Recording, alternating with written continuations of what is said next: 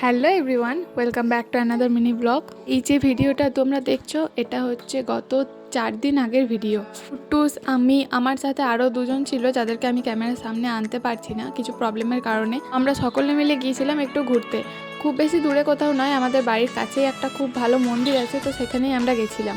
আর এইটা আমাদের গ্রাম নয়, মানে আমাদের পাশেই একটা গ্রাম আছে, তো জায়গাটার নাম হচ্ছে পানশিউলি। এই হচ্ছে সেই সুন্দর মন্দির। এইখানে আসার একটা ভিডিও আমি আগেও পোস্ট করেছিলাম, যেটা এখন আমার চ্যানেলে নেই। তো আগে ছিল, আগে যারা আমার ভিডিও দেখছে আর এখনও দেখো তারা হয়তো বুঝতে পারবে।